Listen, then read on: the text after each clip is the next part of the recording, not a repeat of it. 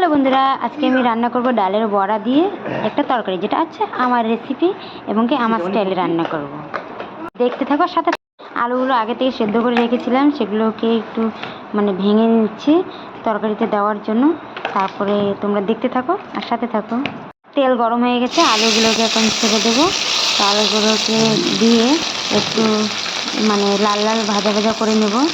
তো আমি সোমবারে জিরে বা তেজপাতা এগুলো ফোড়ন দিতে আমি ভালোবাসি না, আমার খেতে অত ভালো লাগে না।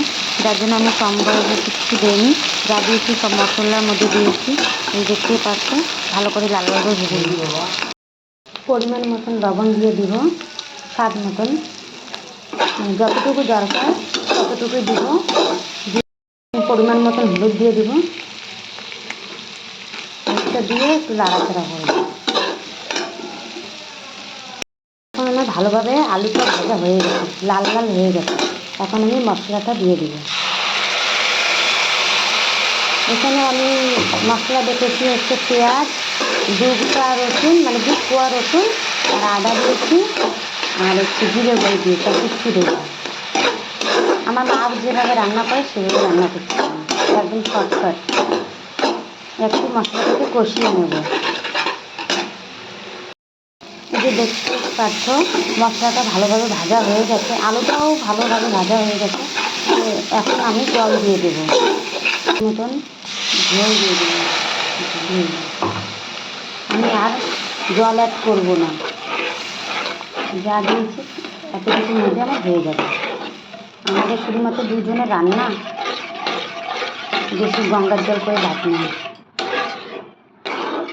আমি জানি সবাই খুব সুন্দরভাবে রান্না করে, আমি পারি না, কিন্তু যেরকমভাবে আমাকে ভালো লাগে বা যেরকমভাবে পারি সেরকমভাবেই করার চেষ্টা করি।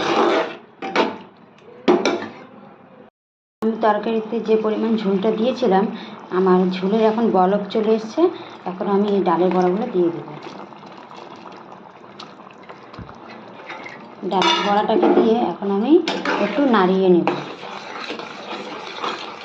নাড়িয়ে নিয়ে কিছুক্ষণ জাল দেব, তারপরে আমার ডালের বড়ার তরকারি রেডি হয়ে যাবে।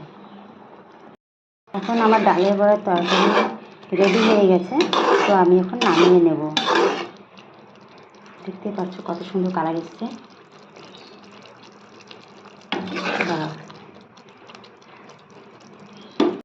নামিয়ে নেওয়ার পর তরকারির কালারটা এরকম এসেছে, দেখতে খুবই সুন্দর। এখন খেয়ে দেখি কীরকম হয়েছে।